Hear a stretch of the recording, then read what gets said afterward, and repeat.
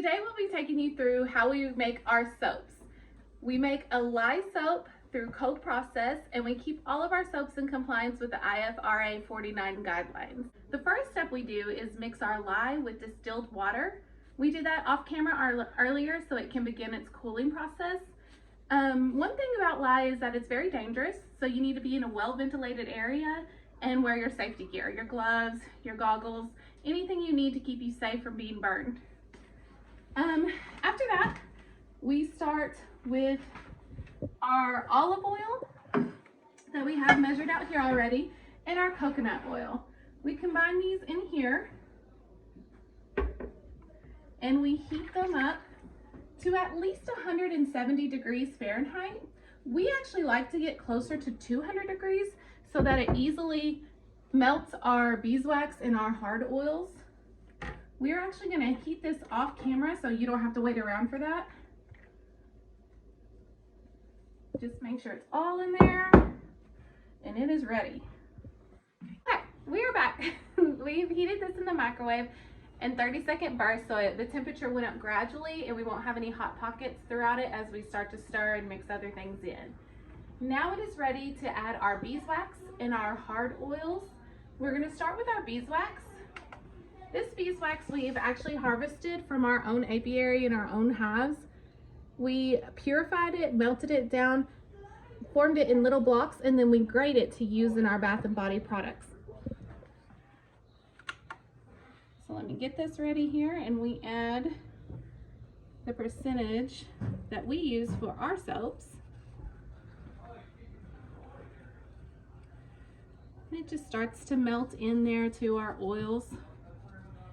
And then we go to our palm oil. Palm oil is really great at helping our bar lather. It increases the amount of bubbles you get, which adds to the cleanliness of your skin.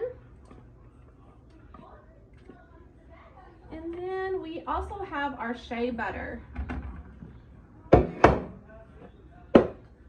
Shea butter is great for soothing your skin, softening, and moisturizing. It's really good as almost like a conditioner for your skin. So it's definitely a key ingredient for us. Then from here, as we start to melt this down, we are going to add it to our big container that'll be able to hold all of our liquid oils. Now we're going to pour our hard oils and our beeswax over into our big container that will hold all of our liquid oils. Try to do this without spilling. We'll see. You can always scrape any little bits left in there out. All right. Now first we're going to add our sunflower oil. Sunflower oil is actually the second closest to your skin oil. And so it really helps keep your skin hydrated in the most natural way that we can get. It's also a really good proponent of softening the skin. And it's just one of those ingredients that we've come to love in all of our bath and body products, really. Next is our castor oil. Castor oil also helps with the lather of your bar, and it helps really draw the moisture down into your skin.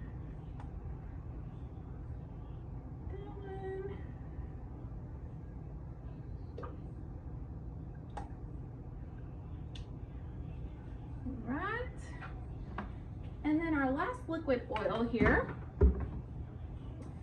is rice bran oil. Rice bran oil is very rich in vitamin E. It has antioxidants in it, and the thicker consistency of it is really moisturizing for your skin. Let me tear my thing. Oh, I haven't even opened this one. Tear my scale out here, make sure I get the right amount.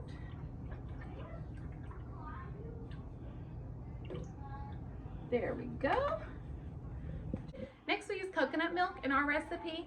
I'm allergic to dairy personally, so I wasn't able to make bars of soap with the goat's milk. That added a layer of creaminess and luxuriousness to the soap. So we did a little experimenting and we found out that coconut milk works for us. It is very rich in vitamin C, and that helps with your skin elasticity and flexibility. And it just has that certain amount of luxuriousness. Put this coconut milk in, but a little bit of it really goes a long way in our batches. Get every little drop there to make the bar really good. Okay. Next, at this point, we add about 2 tablespoons of kaolin clay. Kaolin clay is really good at helping your bars of soap glide across your skin. You don't get that sticky feeling when you're using the soap. When you rub it on your arm and it just sticks and stays in place, this helps it really glide and continue moving. It also is a good anchor for your scents, especially if you have a lighter scent like a citrusy profile or something. It helps hold that scent in to where it doesn't just evaporate off as the bar sets on your sink or in your bathroom. Now we're going to mix this together, and then we'll be checking our temperatures to see if our lye mixture and our oil mixture are ready to be blended. Gotta bounce this on the bottom, get any of the air bubbles out before we start, or it just throws it everywhere. This really emulsifies it all together down in there, but I like to really call it zhooshing. So this is my zhoosher. Get all that kaolin clay, coconut milk mixed in, and ready for our next step, which is our lye. So let's grab our tip gun here and check our temperatures. So this one is at 122 right now, and that's a little high for us. We like to soap at a temperature of a little less than 100 degrees, and we have to keep our lye and our oil temperatures within 10 degrees of each other. Otherwise, we're really rushed in trying to pour it out, and we don't get to have time to make those fun designs and do all the additives that we like to do. Okay, now that our temperatures are within 10 degrees of each other and we have them a little less than 100 degrees, we're going to go ahead and mix our lye solution in with our oils. We use this strainer to pour our lye through. There shouldn't be any loose lye particles in our mixture here, but just in case, we strain them out and make sure that all the bars are safe. We're going to go ahead and pour this in.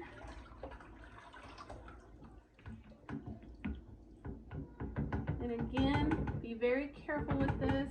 Now we will use our stick blender again on this. And we try to get it to where there's a light trace beginning with it. Again, tap all your bubbles out and then start to blend.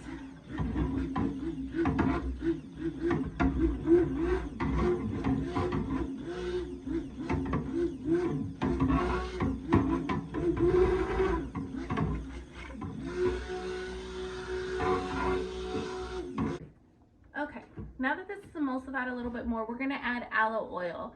We only do this in this bar of soap, but it just is really a good, gentle, soothing additive in this bar, and we just really enjoy it. Now I have our colors ready. In this one we do 5 different colors. I have them already here, and we're going to pour our soap mixture into these pitchers that is done up with a little bit of color mixed with our base oils.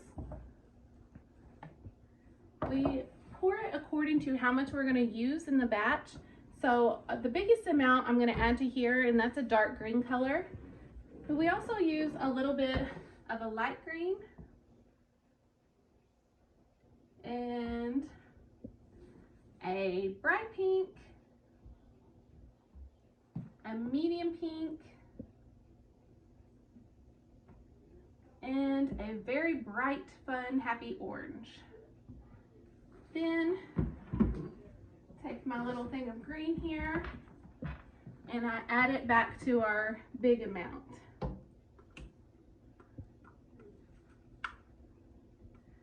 Then we come through and emulsify all of that together.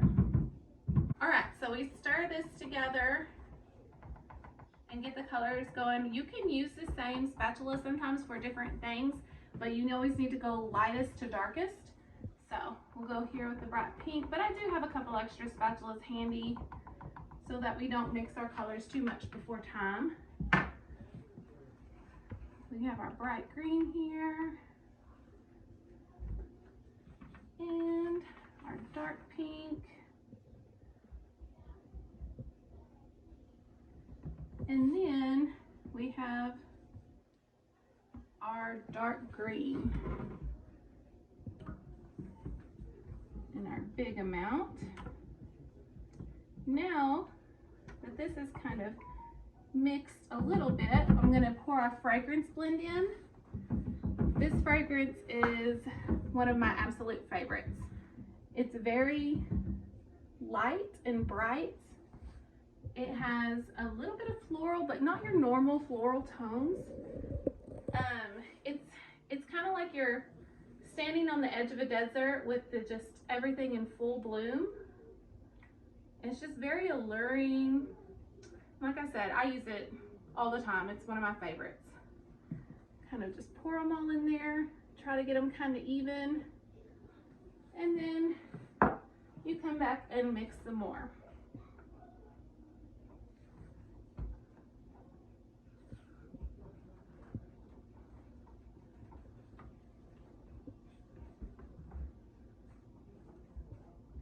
All completely mixed together and even throughout. So since we did it at such a low degree, at such a low temperature, it keeps our soap very loose and it lets us come in with our stick blender and really get it to whatever thickness we want as we pour and try to do our design.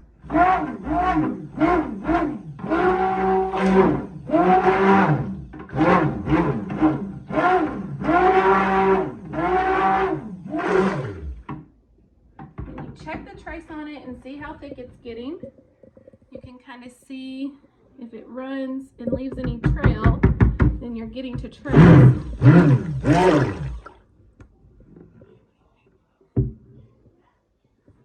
As it drips off there, if it leaves a line, that means that's the trace you're looking for there. And it's still a little thin, so we're gonna do it just a little more to get to that right consistency that we need. Okay, now we finally have it up to trace. If you want to see here, see the line that is left, the divots in it from where it's dripping, that is up to trace, and that means it is ready to pour and be molded into what you want it to be. We're going to set this off to the side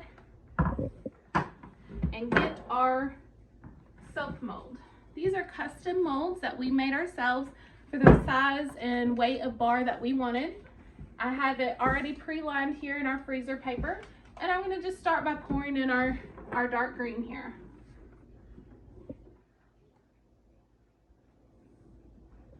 We're just going to go all the way up and down through it. This is our base color. Get my spatula here.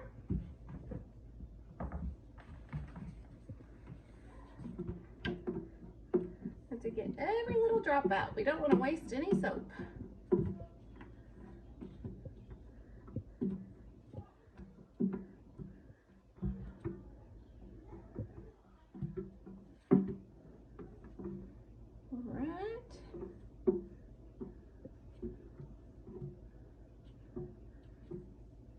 Okay, now that we have that out, try to clean up the edge there a little bit.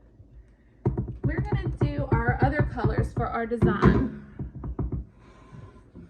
I start with our light green here. And I just keep it on one edge for this design and hold it up a little bit so it breaks through the barrier of the green. And I just go back and forth. As we do this, it kind of drops down into that green, and it'll just add a really cool spark of color on one side once we get all the colors mixed in, almost like a flower blooming off of a cactus. That's what we're going for, at least. Get some of this out of there. We're going to save a little bit of this for the top. All right, now we're going to move on to our medium pink color. And again, we're just going to go on the same side. We're going to hold it up a little so it drips down through the barrier of the greens.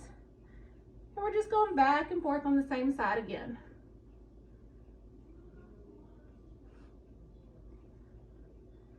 Such a pretty pink color. I need to use it more. And again, we're going to save just a little bit of that for the top. Now we go with our orange, our bright orange here. Stir it up a little bit.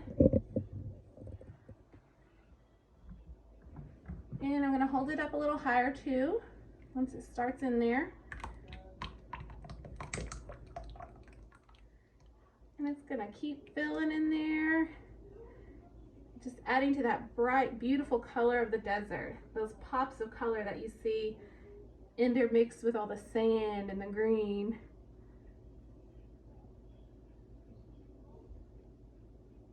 Okay. And then last, our bright, bright pink. Stir it a little. And then do the same with it. See, it's dropping down through the color there. You get a little bit on top, but it's dropping through. All right, now I'm gonna level this out some. Get this edge a little bit there. And I'm going to bang this down and try to get any air bubbles that are in there out. So you have a solid bar. Any air bubbles out. And you know, it makes it look pretty too if there's no bubbles. Okay, now that that is done, we're gonna add any little remaining color we have to the top here, just to make the top extra pretty. Just kind of scoop some out and around. Just keep it bright and fun. Doesn't really matter where you get it all. We're gonna kind of do a little design in it in a bit. Just get it all over the place. Kind of like an abstract painting. Just throw it on there. Okay. Now get some of our medium pink here. A little bit of it left. And on there too. Just all around. Not make quite as much of a mess as I just did. All right. Now our bright pink.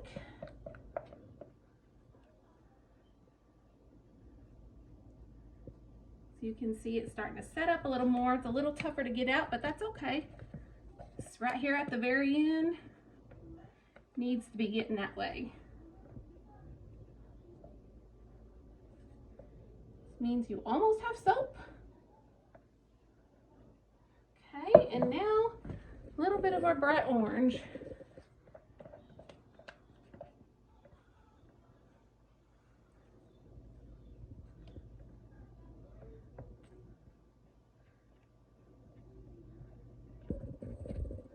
All right, now that that is all around, I'm gonna kind of shimmy shake it a little bit again. And I'm going to take one of our tools here and just go in and do a design. Nothing fancy, just some little, almost like C's. Keep it loose and pretty, but just mixing the colors all in where you get pretty green and orange and pink with every bar.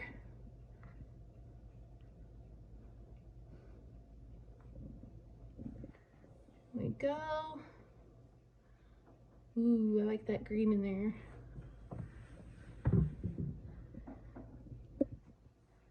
after this sets for a few minutes, we come back and we spray it with isopropyl alcohol. That stops it from getting something called soda ash on it. Let's see if there's anywhere I need to touch up here. Maybe through there. Soda ash is where the lye reacts with the carbon dioxide in the air.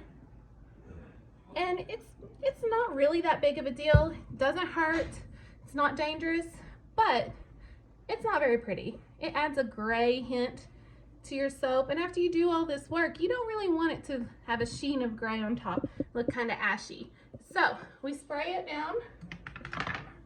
We just have it in a handy dandy sprayer like this, and we just liberally spray it all over. All over. Make sure we get all little cracks and crevices. And then we leave it to set up and soap. We let it set for 18 to 24 hours, and then we come back and cut it. We will come back when we're ready to cut. We are back the next day here with our Desert Bloom with Aloe Oil. We have taken the freezer paper down and off of it, and we're gonna pull it off here so that we can cut it.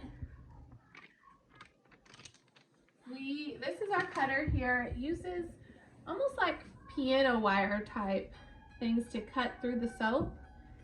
And as I go through here, I gotta make sure that they're tight enough. Play a good little tune and keep it tight.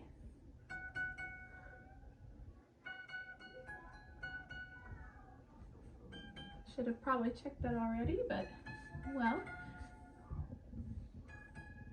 I'm a professional soap cutter player.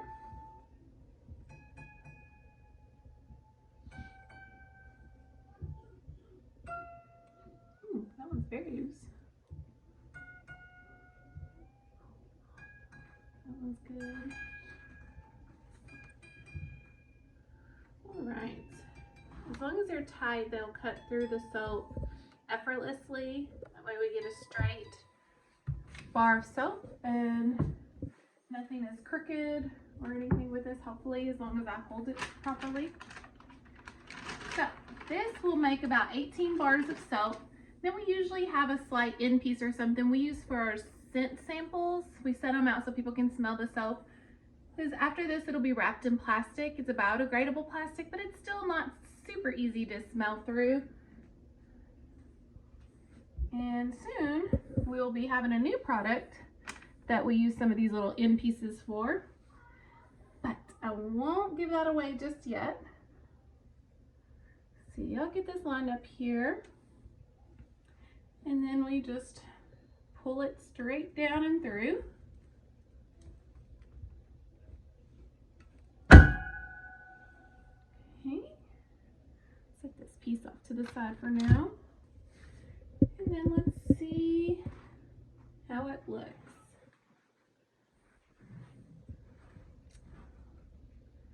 So as you can see, all those colors we ran down that one side, they just dropped in there and kind of mixed and melded together, where it almost looks like a little blossom coming up off of a cactus, or reminiscent of that at least. We have a lined pan over here that we set them on, and then as these set, we let them cure for about 5 to 6 weeks so that all the water that might be in it evaporates off, and we have a solid bar left for you, and it stays hard and sturdy so that you get the most out of it. These set, oh, I just love the colors and the movement of them. And as you see, we didn't get any ashy film on the top, so spraying it with our rubbing alcohol really took care of it for us.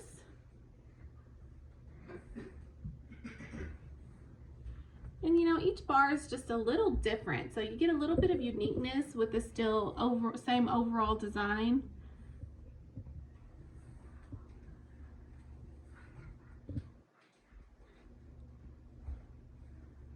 And man, it smells so good. I love this scent.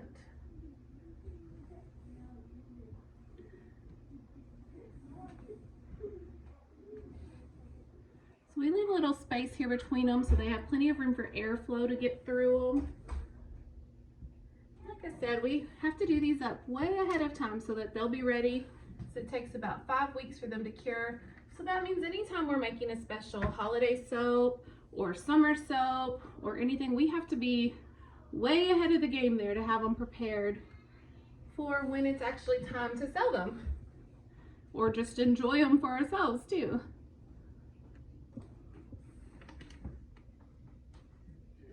It's definitely been interesting trying to figure out those timings on that.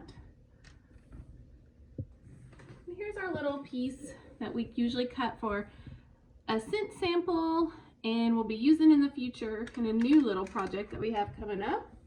And now we're going to come back and cut this block. I like to line it up here on the end with our last piece there. We get some of this soap that gets on our wires off in between times. I usually have a paper towel ready for this, but today I did not. I wasn't prepared. So then we will bring this back down again through there, and we get our 2 full pieces from it. And then a smaller piece that we sometimes sell as at a discounted rate since it's a little thinner than our others. Or sometimes, you know, we use it ourselves. Usually one of our children comes through and decides it's theirs. So it ends up in our own bathroom. But thank you for joining us here at Alhambra Orchard and Apiary as we go through our process of making cold processed soap. These will be ready in about 5 to 6 weeks to take to market with us. And if you enjoyed watching or have any questions or comments, please reach out to us and subscribe to our videos and we'll have more in the future. Thank you.